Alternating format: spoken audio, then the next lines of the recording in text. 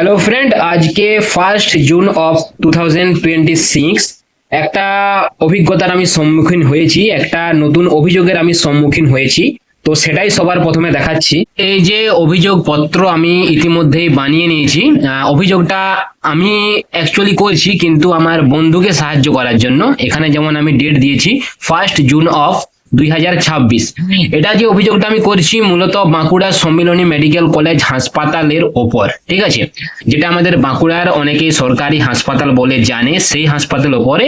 এবারে কি কি অভিযোগ রয়েছে, যেমন এমার্জেন্সিতে রোগীকে সঠিক সময়ে ভর্তি নিচ্ছেন না, একটা অজুহাত দেখিয়ে দিচ্ছেন, ঠিক আছে।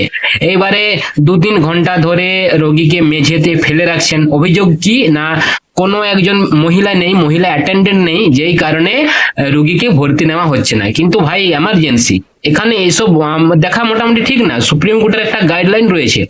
তারপরে সমস্ত রকম ওষুধ হাসপাতালে অ্যাভেলেবেল থাকে না।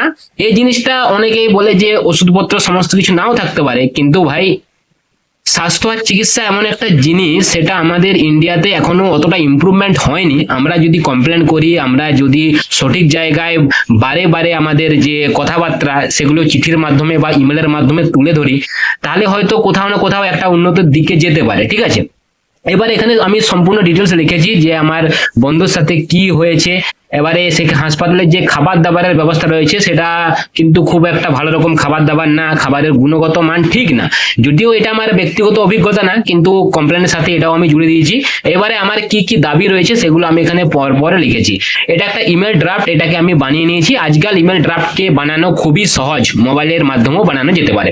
এবারে ড্রাফট বানানোর পরে কি করতে হবে, এই যে দেখুন, বাঁকুড়া সম্মিলনী মেডিকেল কলেজ হাসপাতাল, যে বাঁকুড়ার যে হাসপাতালটার নাম রয়েছে না, বাঁকুড়া সম্মিলনী মেডিকেল কলেজ হাসপাতাল, ঠিক আছে। এর আমি চলে গেলাম অফিসিয়াল ওয়েবসাইটে। এখানে কিন্তু রয়েছে গ্রিভেন্স কল, মানে অভিযোগের জন্য কল করতে পারেন। এই যে একটা নাম্বারও দেওয়া আছে। কিন্তু সত্যি কথা বলছি, আমি কোনো একটা সময় এর আগে 1-2 বার কল করেছি, যদিও রেজাল্ট পেয়েছি। কিন্তু আজকের দিনে, এটা আমার ব্যক্তিগত অভিজ্ঞতা আর বাস্তব অভিজ্ঞতা, যে আজকের দিনে আমি 3 থেকে 4 বার কল করেছি। এই যে আমি দেখাচ্ছি, বাঁকুড়া সম্মিলনী মেডিকেল কলেজ হাসপাতাল। আমি কোনো প্রাইভেসি ভায়োলেশন করছি না, কেননা নাম্বারটা পাবলিকলি অ্যাভেলেবেল আছে। কিন্তু আমার কল কোনো রকম রেসপন্স করেনি। তারপর আমি কি করেছি, হোয়াটসঅ্যাপে মেসেজ দিয়ে দিয়েছি। আর কমপ্লেন ড্রাফটটা আমি বিভিন্ন জায়গায় ইমেলও করেছি, সাথে এই যে দেখাচ্ছি হোয়াটসঅ্যাপে, আমি হোয়াটসঅ্যাপেও পাঠিয়ে দিয়েছি। এইবার দেখি অ্যাকশন কি হয়।